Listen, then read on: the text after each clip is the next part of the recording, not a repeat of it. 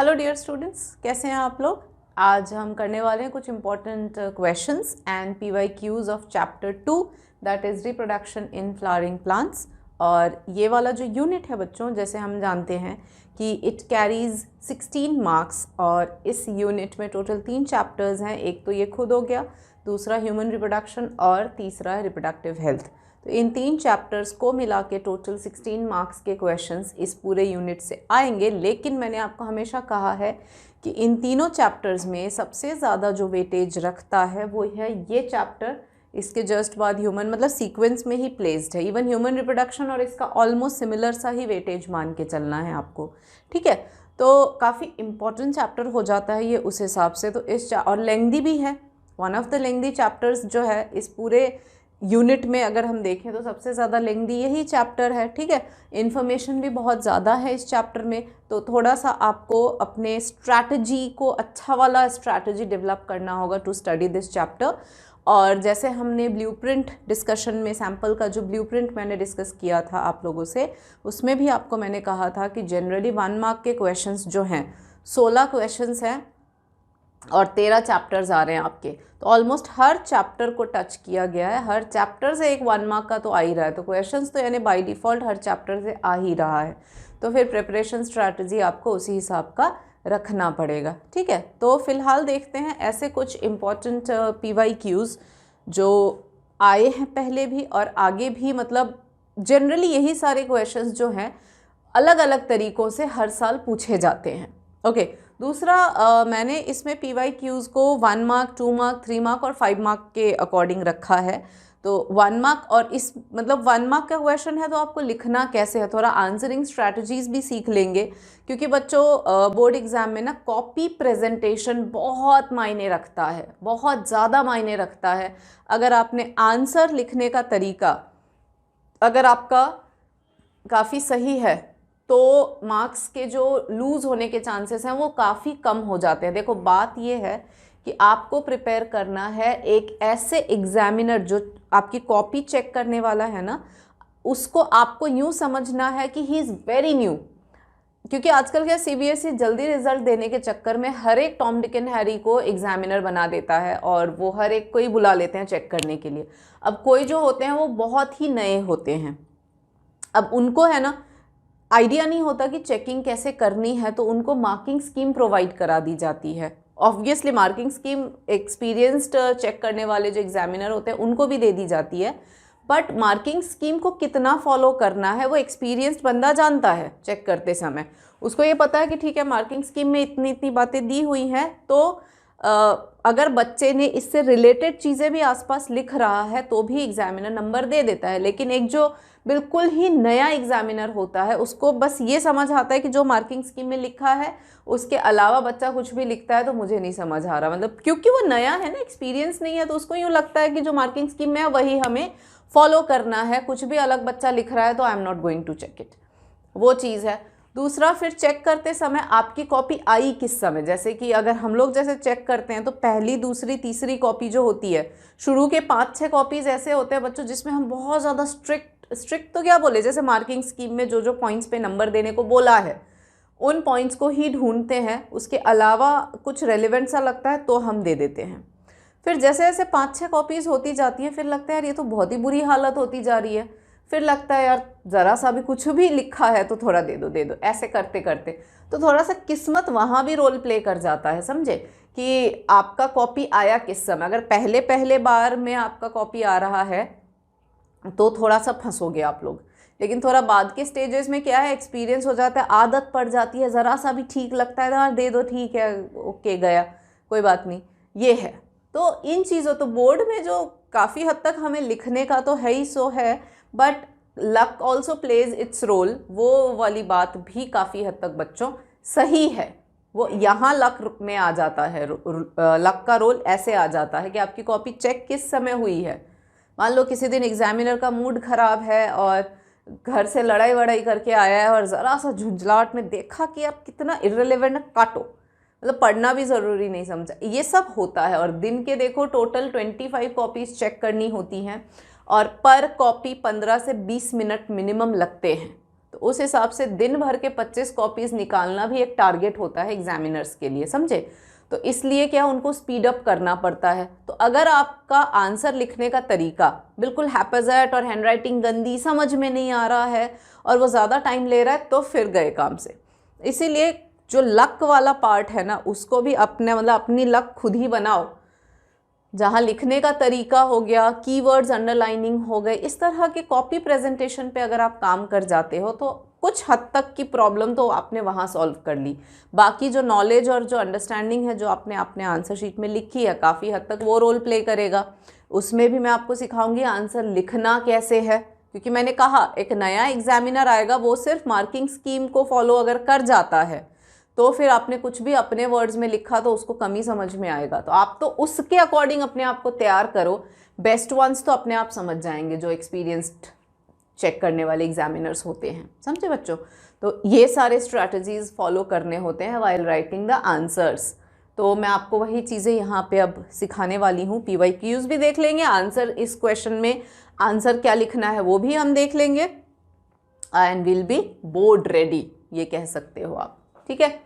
So will take the first question. ये सब जो हैं बच्चों, these are these are just a moment, these are 1 mark questions, ठीक है। तो ये अभी फिलहाल हम 1 मार्क क्वेश्चंस कर रहे हैं। तो इसमें ऑल इंडिया 2014 में जो क्वेश्चन आया था कि give an example of a plant which came into India as a contaminant and is a cause of pollen allergy, ठीक है। तो इसका नाम है पार्थेनियम और कैरेट ग्रास, ठीक है। पार्थेनियम या फिर कैरेट ग्रास है, ये आप जानते हो कि जब ये इंडिया में एक वीट एक्सपोर्ट हुआ था तो ये एज अ कंटामिनेंट इंडिया में आ गया था, और इसकी फैलने की स्पीड इतनी तेज़ थी कि ये इतना स्प्रेड हो गया जिसकी कोई हद नहीं। और सबसे इम्पॉर्टेंट, इसके पॉलन जो निकलते हैं वो पॉलन एलर्जी भी कॉज करते हैं। तो 1 मार्क का क्वेश्चन है। अब देखो यहाँ क्या पूछा है, गिव। एक तो क्वेश्चन को 2 बार 3 बार पढ़ना है, आई बात समझ में। जब तक क्वेश्चंस 2-3 बार नहीं पढ़ोगे तब तक आंसर सही नहीं लिख पाओगे। हालांकि टाइम मैनेजमेंट भी सीखना है साथ के साथ। सो एक तो पूछा है give an example of plant which came into India, तो एक ही पूछा है and is a cause of pollen allergy, तो सिर्फ एग्जाम्पल मांगा है। तो अब कुछ बच्चे क्या करेंगे, सिर्फ पार्थेनियम लिख देंगे, कुछ बच्चे पार्थेनियम और कैरेट ग्रास। तो कोशिश करना ये पूरा ही आ जाए, ओके। यहाँ पर मान लो कैरेट ग्रास ना लिखे, सिर्फ पार्थेनियम लिखते हो, अंडरलाइन करना भूल जाते हो क्योंकि ये साइंटिफिक नेम है, अंडरस्टूड, तो भी मार्क्स कटने के चांसेस रखते हैं। तो इसलिए पूरा लिखो पार्थेनियम और कैरेट ग्रास। तो क्या मार्क्स कहीं से भी, अगर वो नौसिखिया जो एग्जामिनर होगा वो भी मार्क्स लूज नहीं करेगा कैरेट ग्रास को देख के, समझे।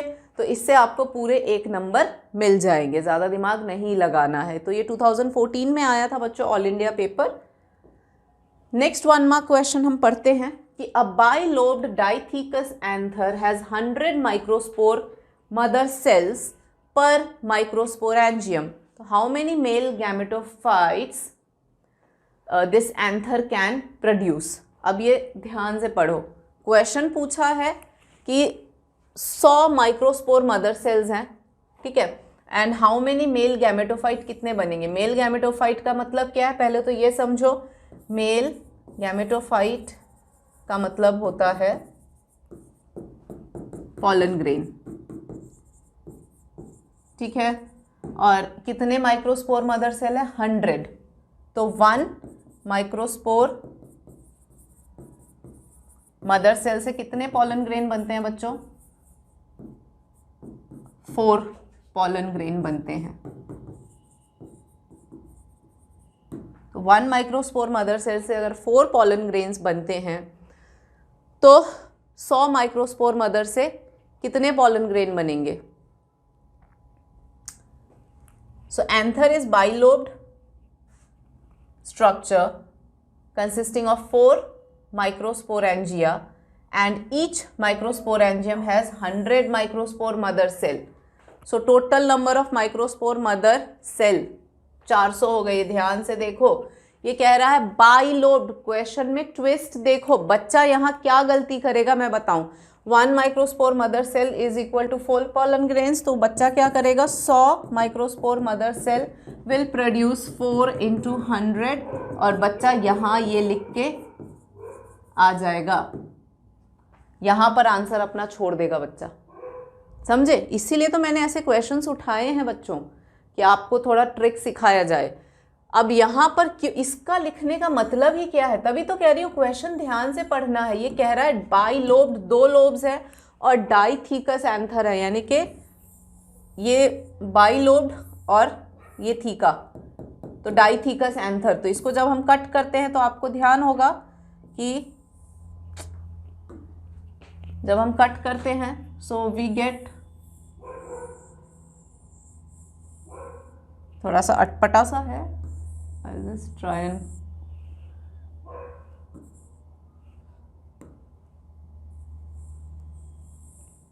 ठीक है।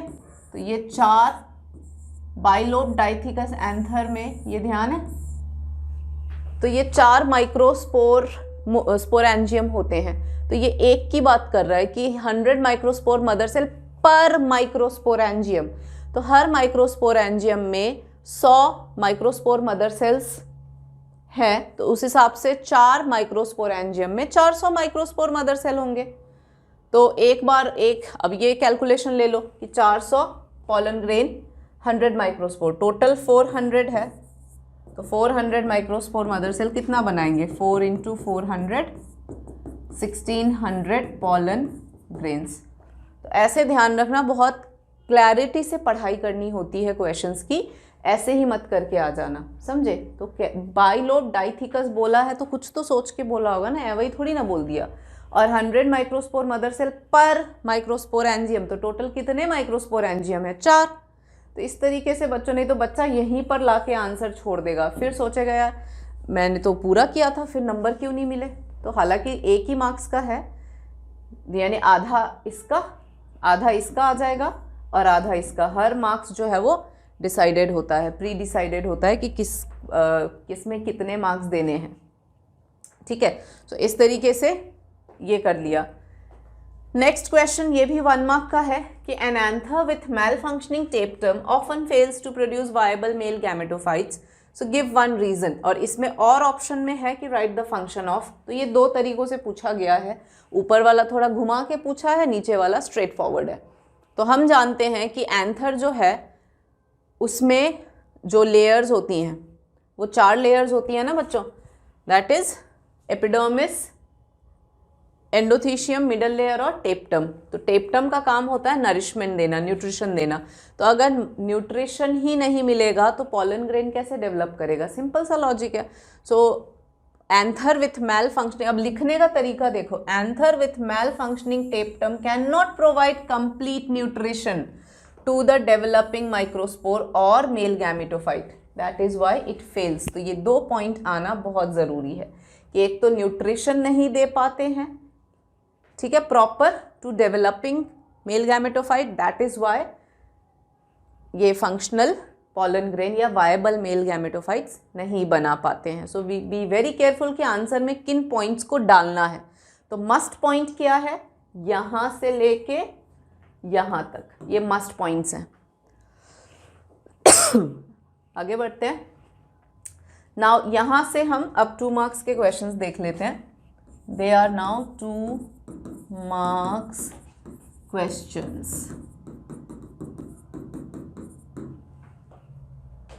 Uh-oh.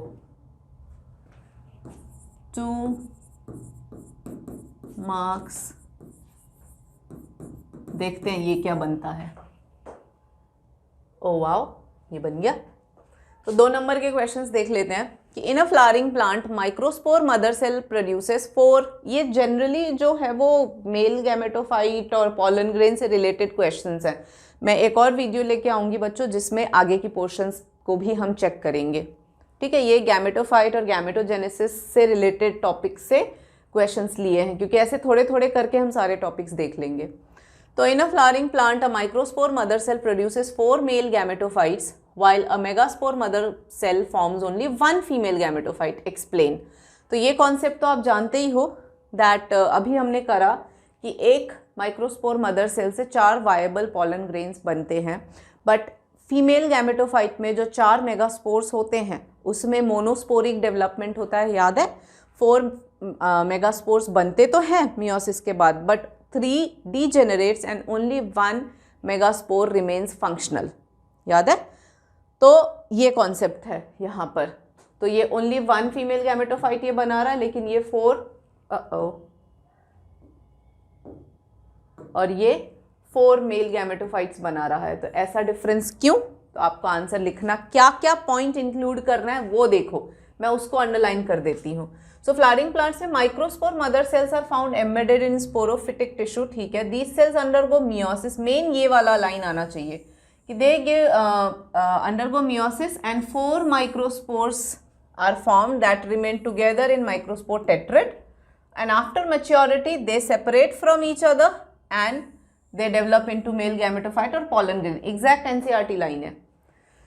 तो ये 3 लाइन तो आना ही आना है, ठीक है। तो ये आपका 1 मार्क्स का ये पोर्शन हो जाएगा और 1 मार्क का फीमेल वाला। इसमें मैक्सिमम कंटेंट डाला हुआ है। ये कम भी लिख सकते हो कि after the microspore mother cell undergoes meiosis 4 microspores tetrad are formed which when separated and matured forms the male gametophyte और pollen grain। ये मेन पॉइंट्स आने चाहिए कि 4 माइक्रोस्पोर टेट्रेड बनते हैं, वो मैच्योरिटी के बाद में सेपरेट होके मेल गैमेटोफाइट या pollen grain 4 बना देते हैं। ये पॉइंट्स आने बहुत ज़रूरी हैं। और जहाँ फीमेल की बात हुई तो आपको वही बोलना है कि मेगास्पोर मदर सेल जो है डेवलप्स कहाँ करता है। ये पॉइंट एक बार के लिए ना भी हो तो चलेगा, लेकिन मियोसिस के बाद क्या होता है वो बताना है कि it forms 4 megaspore, 3 degenerate and 1 undergoes further development to produce female gametophyte. So microspore mother cell 4 ये and megaspore mother cell only 1। तो ये पॉइंट्स आने बहुत ज़रूरी हैं कि मियोसिस के बाद 4 मेगास्पोर बनते हैं, 3 डीजेनरेट होते हैं, 1 फंक्शनल होता है और वही डेवलप कर जाता है फर्दर इनटू फीमेल गैमेटोफाइट। और इस तरीके से फीमेल गैमेटोफाइट एक ही बनता है और मेल जो है वो 4 मेल गैमेटोफाइट्स बनाते हैं। तो ये मेन पॉइंट्स आपके आंसर में आना चाहिए, एक मेल के लिए एक फीमेल के लिए, दोनों मिला के 2 मार्क्स आपको मिल जाएंगे अगर ये सारे पॉइंट्स इंक्लूड करें तो, ठीक है। Now, gynoecium of a flower may be apocarpus or syncarpus. Explain with the help of example. ये भी क्वेश्चन काफ़ी इम्पॉर्टेंट है जो दिल्ली के 2016 में आया था। तो देखो गाइनोशियम जो है एपोकार्पस और सिनकार्पस क्यों होता है, ये क्वेश्चन आया है, दोबारा भी आया है। I remember checking the answer. तो गाइनोशियम जो है उसको एपोकार्पस कब बोलेंगे? एक तो गाइनोशियम में भी, इसमें एक और पॉइंट ऐड कर सकते हैं क्योंकि 2 नंबर का है। तो gynoecium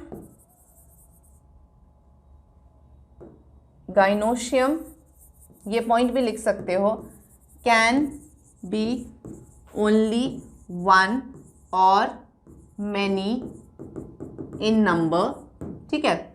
when many in number then, फिर ये लिख सकते हो कि when many in number then they occur in 2 conditions. One is apocarpus when the carpels are free, जैसे कि ranunculus है या आपके उसमें पेपावर में दिया हुआ है, और whereas in syncarpus में carpels जो है वो fused होते हैं। तो आपकी NCERT में पेपावर और मिशेलिया दिया हुआ है as your apocarpus and syncarpus, तो आप उनके एग्जाम्पल ले सकते हो। और पेपावर और मिशेलिया पूरे थियोरी में नहीं है, सिर्फ डायग्राम में दिया हुआ है, ये भी ध्यान रखना। तो उनका एग्जाम्पल ले लेना। यहाँ पर रैननक्यूलस और पिटूनिया है, वो कोई बात नहीं है, आप पेपावर और मिशेलिया को यूज़ करके भी इसके आंसर कंप्लीट कर सकते हो। इसमें बस मेन 2 पॉइंट लिखना है, एपोकार्पस तब जब कार्पल्स फ्री होते हैं और सिनकार्पस तब जब कार्पल्स आपस में फ्यूज्ड होते हैं। तो ये 2 पॉइंट्स इंक्लूड कर दोगे तो 2 नंबर आराम से मिल जाएगा, 1 ईच, ठीक है। नेक्स्ट, यहाँ पर ये डायग्राम है, इसको मैं इधर कर रही हूँ। ये तो आंसर आपको समझ ही आ गया, इसमें तो मैं एक्सप्लेन क्या ही करूँ, ठीक है। Can I shift it up? Yes. तो ये आपका गाइनोशियम आ गया, megasporangium. So draw section, draw तो बिल्कुल बाय डिफ़ॉल्ट आता ही आता है। तो यहाँ पर पूछा गया है कि ड्रॉ तो करो और लेबल करना है फ्यूनिक्यूलस, माइक्रोपाइल, एम्ब्रियोसैक और न्यूसिलस। तो देखो फ्यूनिक्यूलस तो आपको पता है, ये वो स्टॉक होता है जिस स्टॉक से जो अपना प्लेसेंटा से ओव्यूल कनेक्टेड होता है। तो the funiculus is the stock.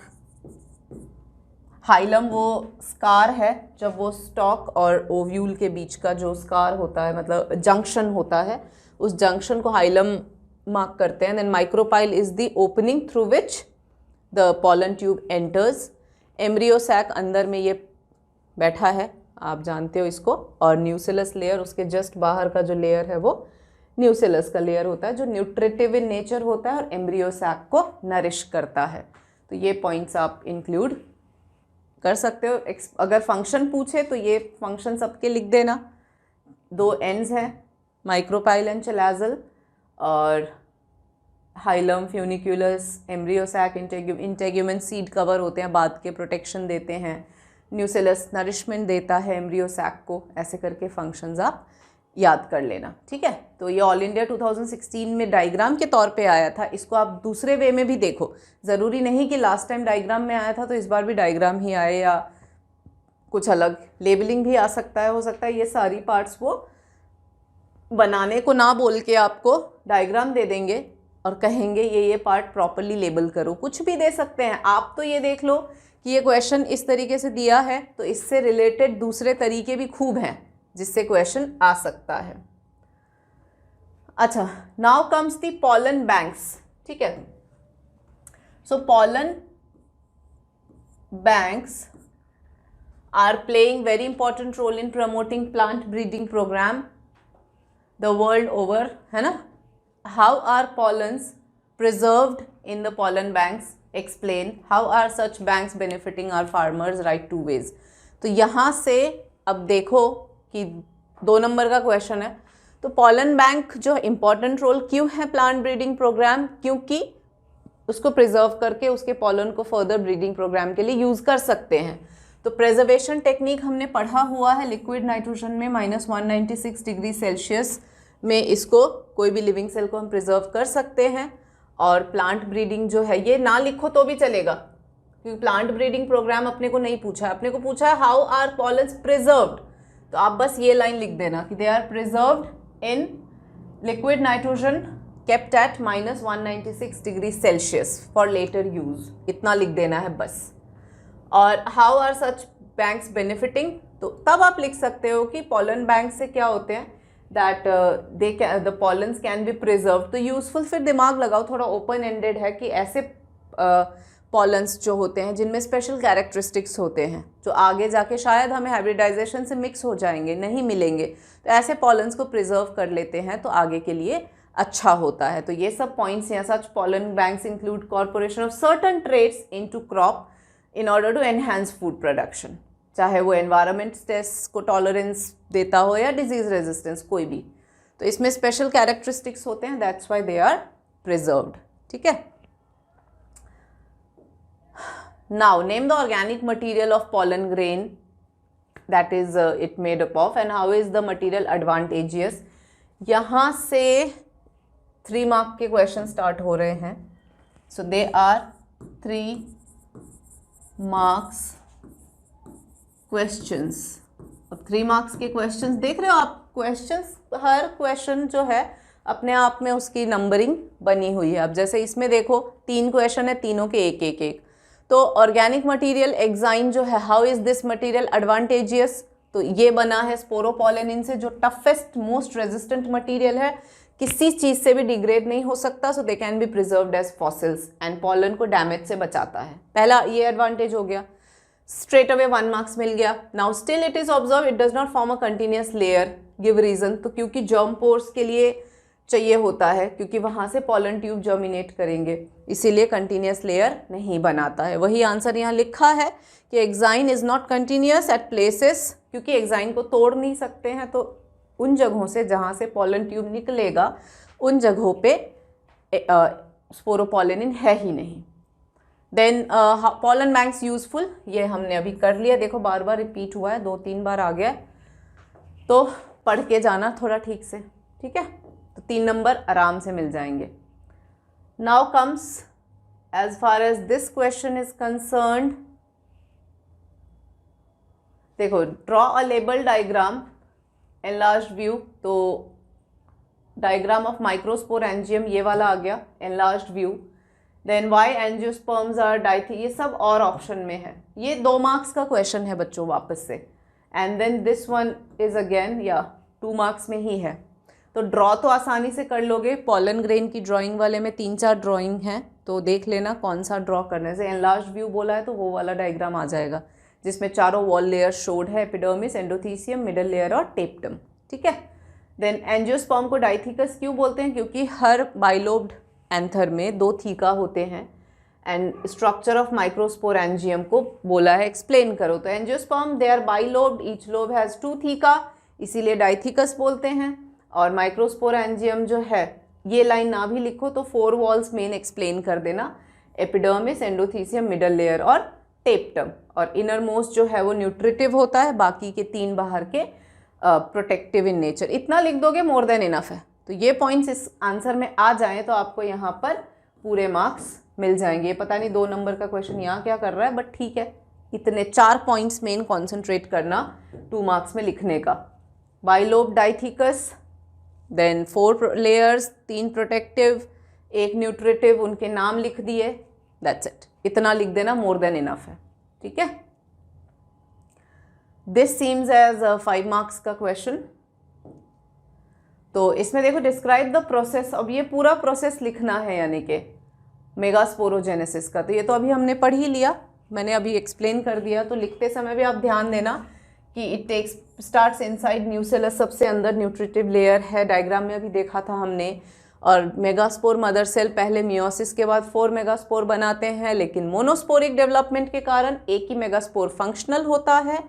ये सारे पॉइंट्स जो मैं बोल रही हूँ यही सब यहाँ लिखा हुआ है, पॉइंट वाइज देख रहे हो, और 5 नंबर फॉर श्योर मिल जाएंगे। और इस जो क्वेश्चन है इसको हमेशा ना बोला हो तो भी डायग्राम से सपोर्ट करना। आई बात समझ में? वो डायग्राम देखो यहाँ पर बना हुआ है, तो यही डायग्राम आपके एनसीईआरटी में है, इसी डायग्राम से आप सपोर्ट करना, बिकॉज बिना डायग्राम के 5 नंबर के क्वेश्चंस को डील करना बेवकूफ़ी होगी। तो कैसे वो 4 मेगास्पोर बन जाते हैं, functional megaspore further mitotically develop करके फाइनली ये 8 न्यूक्लिएट 7 सेल स्टेज बनाता है, ठीक है। सो ये पूरा एक्सप्लेन कर देना है, क्योंकि मेगास्पोरोजेनेसिस बोला है तो पूरा एम्ब्रियो सैक फॉर्मेशन तक आपको पूछा है एक्सप्लेन करना, तो ये पूरा बताना रहेगा, ठीक है, एंड्स वगैरह सारा। और डायग्राम से सपोर्ट कर दो, कोई 5 नंबर आपका कहीं लेके नहीं जाएगा। तो ये तो बहुत इंपॉर्टेंट क्वेश्चन है, ये बार बार रिपीट भी हुआ है, जैसे ये देखो दिल्ली में हुआ है, ये इससे पहले भी हुआ है रिपीट। तो this is one of the most important question, इस पर अपनी पकड़ बहुत अच्छे से बना के रखना बच्चों, ठीक है। सो गैमेटोजेनेसिस तक तो हमारा ये हो गया है। आगे के टॉपिक्स पे भी PYQs लेके I will meet you next time. Till then you all take care and a good bye. Thank you.